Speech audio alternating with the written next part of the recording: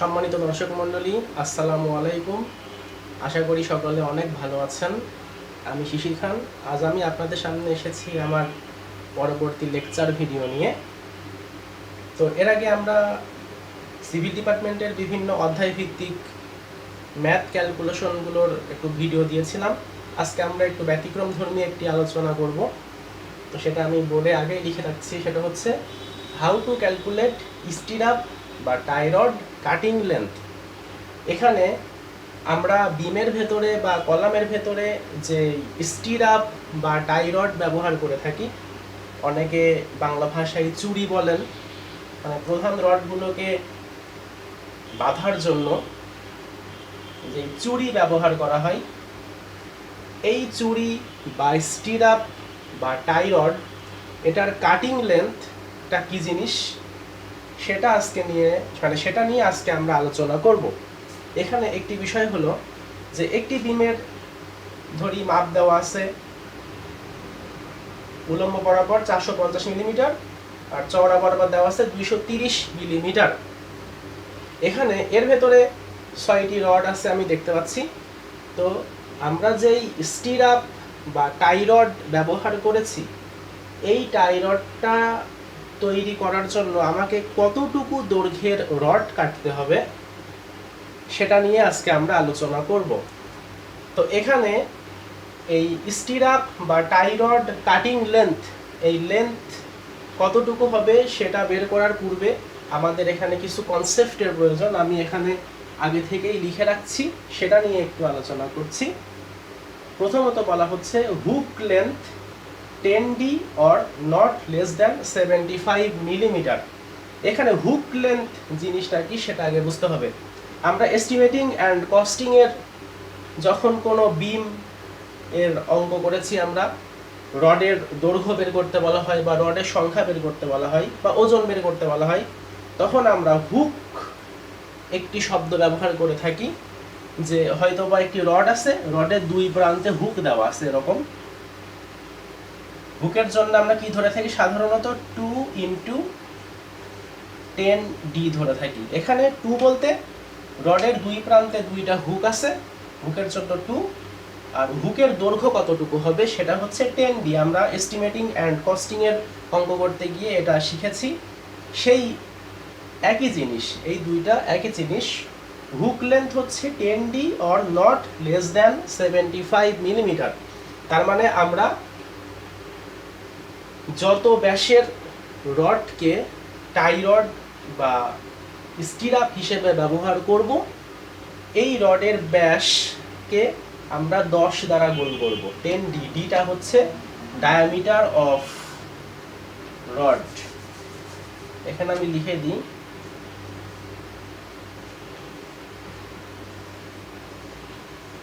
Dia of টাই অথবা stirrup. অনেকের মনে প্রশ্ন থাকতে পারে টাই রড কাকে বলা হয়, স্টিরাপ কাকে বলা হয়। দুইটা একই জিনিস।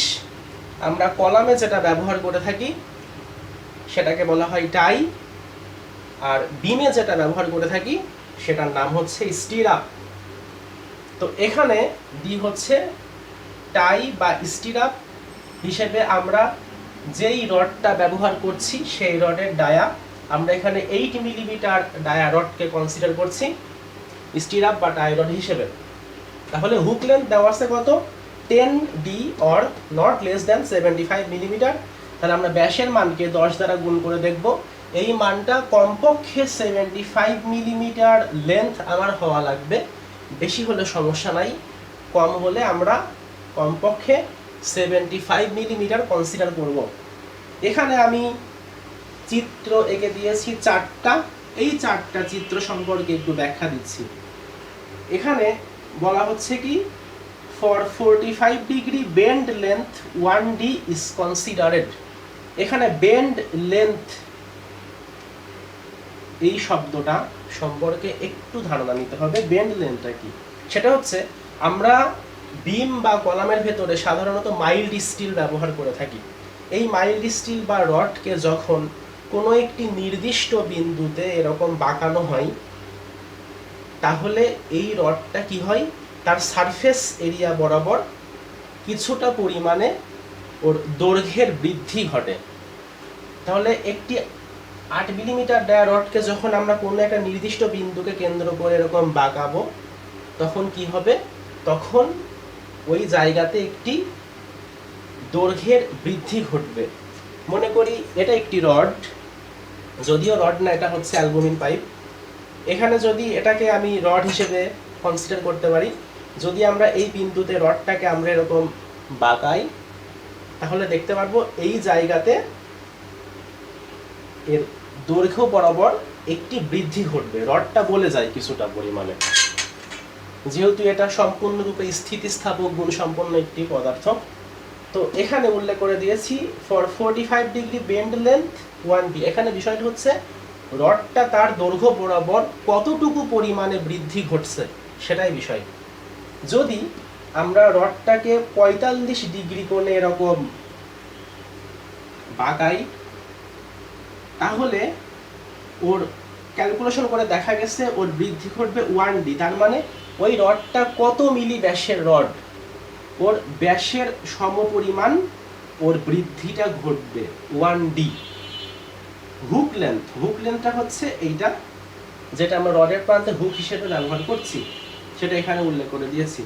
যদি 90 ডিগ্রি কোণে আমরা রডটাকে বেন্ড করি, 90 ডিগ্রি কোণে, তাহলে এর বৃদ্ধিটা ঘটবে 45 ডিগ্রি ডাবল, অর্থাৎ 2d। এই জায়গাতে রডটা 2d পরিমাণ এর বৃদ্ধি ঘটবে। এটা হুক লেন্থ। এখানে 135 ডিগ্রি কোণে যদি আমরা রডটাকে বাঁকাই, তাহলে এখানে বৃদ্ধি ঘটবে 3d, ওর ব্যাসের 3 গুণ পরিমাণ বৃদ্ধি ঘটবে। আর যদি একবারে 180 ডিগ্রি কোণে আমরা রডটাকে এরকম বেন্ড করি, তাহলে বৃদ্ধি ঘটবে 4d। আমি এখানে সব লিখে দিয়েছি। তাহলে এবার এখানে আমি যে বিমটা এঁকে দিয়েছিলাম, অথবা কলামও মনে করতে পারেন, একই ব্যাপার, একই চেহারার কাছাকাছি। তাহলে এখান থেকে আমরা একটু দেখে আসি। আমার এই মনে করি এটা কলাম, এর গভীরতা দেওয়া আছে 450 মিলিমিটার আর প্রস্থ দেওয়া আছে 230 মিলিমিটার। এর ভেতরে যে স্টিরাপ বা টাই রড ব্যবহার করা হয়েছে সেটা 8 মিলিমিটার ডায়া এবং ক্লিয়ার কভার দেওয়া আছে 25 মিলিমিটার। তাহলে 25 মিলিমিটার ক্লিয়ার কভার, এই কভারিং থেকে আমরা এবার এই স্টিরাপটুকুর জন্য বা এই স্টিরাপটা তৈরি করার জন্য আমাকে কতটুকু দৈর্ঘ্যের রড কাটতে হবে সেটা আমরা একটি গাণিতিক ক্যালকুলেশন করে এখন এখান থেকে বের করে ফেলবো।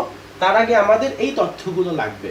হুকের জন্য 10d, 45 ডিগ্রি কোণে যদি বাঁকানো হয় তাহলে 1d, 90 ডিগ্রির জন্য 2d, 135 জন্য 3d, আর 180 ডিগ্রি কোণে বেন্ড করলে হবে 4d। এই তথ্যগুলো আমাদের লাগবে। এবার আমরা সরাসরি চলে যাচ্ছি ক্যালকুলেশনে।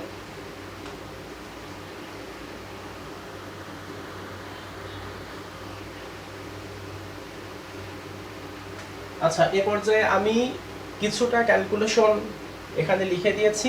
সেটা হচ্ছে এই স্টিরাপ বা টাই রডটার দৈর্ঘ্য কতটুকু হবে বা সেটার জন্য আমরা কতটুকু পরিমাণ রড কাটিং করব সেটা এবার আমরা দেখি। আমরা দেখলাম কি এই বিম বা কলামের গভীরতা 450 মিলিমিটার, প্রস্থ দেওয়া আছে 230 মিলিমিটার, আর এখানে অন্যান্য মাপগুলো দেওয়া আছে।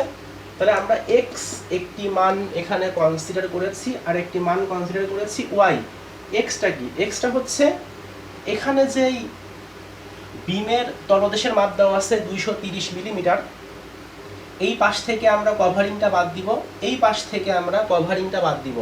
দুই পাশের কভারিং বাদ দিয়ে আমাদের ক্লিয়ার কভার বাদ দিতে হবে। বাদ দিয়ে এখান থেকে এই পর্যন্ত স্টিরাপের দৈর্ঘ্যটা কত সেটা আমরা বের করে নিয়েছি এক্স। এটাকে কনসিডার করছি এক্স হিসেবে।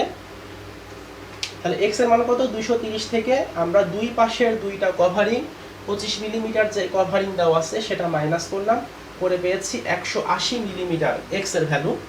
আর ওয়াই বরাবর কত পেয়েছি? 450 মিলিমিটার দেওয়া আছে। নিচের থেকে আমরা কভারিংটা বাদ দিব, উপরের থেকে কভারিংটা বাদ দিব, দিলে এই বিন্দু থেকে এই বিন্দু পর্যন্ত আমরা ওয়াই একটা মান পাবো।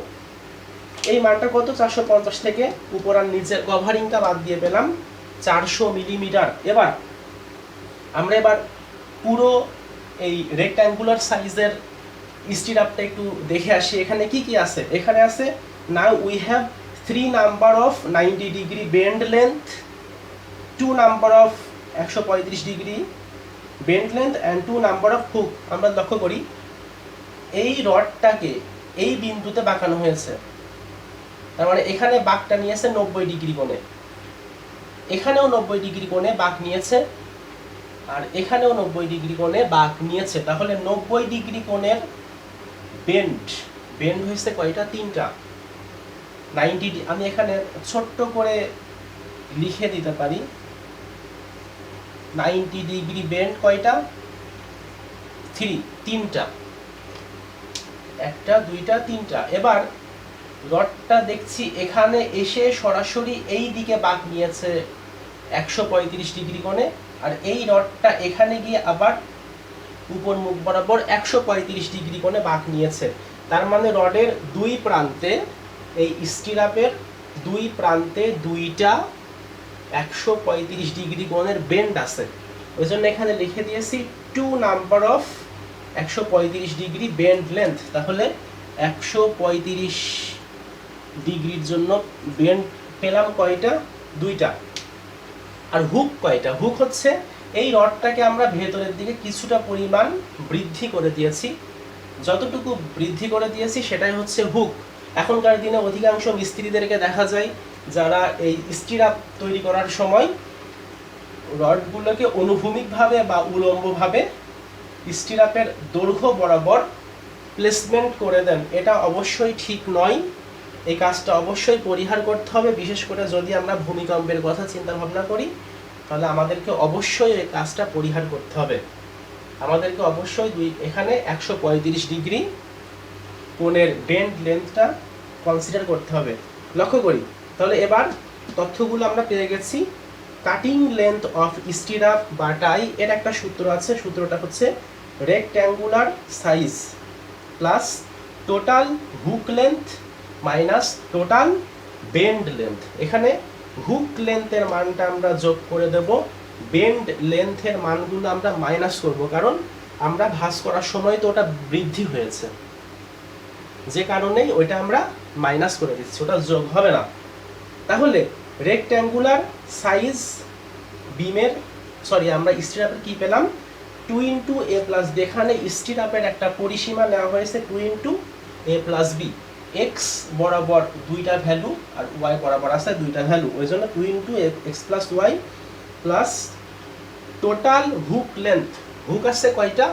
হুক আছে 2টা, ওই জন্য হুকের সূত্র কি? 10d। 2টার জন্য 2 × 10d মাইনাস এবার total bend length. Bend length এখানে আছে 2 প্রকারের, একটা আছে 90 ডিগ্রির জন্য 3টা, 135 ডিগ্রির জন্য আছে 2টা। আমি এখানে অবশ্য 135 ডিগ্রির মানটা আগে লিখে রাখছি। তাহলে 135 ডিগ্রি বেন্ড কয়টা আছে? 2টা। আমরা আগে দেখেছিলাম কি 135 ডিগ্রির জন্য 3d বেন্ড লেন্থ আমার কনসিডার করতে হবে, 2টার জন্য 2 গুণ করে দিয়েছি, যোগ 90 ডিগ্রির জন্য বেন্ড লেন্থ কয়টা? 3টা, 3 × 2d। 2dটা কি? 2dটা হচ্ছে 90 ডিগ্রির জন্য বেন্ড লেন্থের মান। এবার আমরা এখানে মানগুলো সাবমিট করব, ক্যালকুলেশন করলে বের হয়ে যাবে। 2 × x এর ভ্যালু কত পাওয়া গেছে? 180, y এর ভ্যালু পাওয়া গেছে 400, প্লাস 2 × 10 × রড কত মিলি ব্যাসের? রডটা ব্যবহার করেছি আমরা 8 মিলিমিটার ডায়া স্টিরাপ বা টাই রড কনসিডার করেছি, মাইনাস এখানে 2 × 3d, আমরা 3 দুগুণে 6, 6 × d এর মান 8 প্লাস 3 × 2, 6 × d এর মান 8। 3 দুগুণে 6 × d বসে গেল, d এর মান বসাই দিয়েছি, প্লাস বসে গেছে, 6 × d এর ভ্যালু বসাই দিয়েছি। এখানে ক্যালকুলেশন করলে পাওয়া যাবে 1224 মিলিমিটার। তার মানে এই একটি স্টিরাপ তৈরি করার জন্য আমাদেরকে 1224 মিলিমিটার লম্বা রড কাটিং করে নিতে হবে। নেয়ার পর এবার আমরা অ্যাকচুয়াল মান অনুযায়ী এই স্টিরাপটা তৈরি করব। এই ছিল আজকের ক্লাস লেকচার। আশা করি আপনারা বুঝতে পেরেছেন। তো আমরা একটু ব্যতিক্রমধর্মী আলাপ আলোচনা করার চিন্তা ভাবনা করছি। আগামী ক্লাস থেকে আমরা লোড ক্যালকুলেশন কি জিনিস সেটা শিখব। লোড ক্যালকুলেশন বলতে আমরা যেই বসত বাড়িতে আমরা যে দালানগুলো ব্যবহার করে থাকি, রেসিডেন্সিয়াল বিল্ডিং, হয়তো বা 3 তলা একটি দালান আছে, বা 4 তলা বা 5 তলা বা 6 তলা হোক, যেটাই হোক না কেন, একেবারে টপ ফ্লোর থেকে গ্রাউন্ড ফ্লোর পর্যন্ত আমাদের স্ল্যাবের জন্য কিভাবে লোডগুলো আসে, স্টেপ বাই স্টেপ আমরা স্ল্যাব ডিজাইন করব। স্ল্যাবের পরে করব বিম ডিজাইন, বিমের পরে করব কলাম, কলামের পরে করব আমরা ফুটিং। তো ধাপে ধাপে এই ক্লাসগুলো আমরা ভবিষ্যতে আস্তে আস্তে দিব, স্টেপ বাই স্টেপ। আশা করি আপনারা পাশে থাকবেন। তো এই কথা বলে আজকে আমি শেষ করছি, সকলের মঙ্গল কামনা করে। আজকের ক্লাস এ পর্যন্তই। সবাই ভালো থাকবেন। আসসালামু আলাইকুম।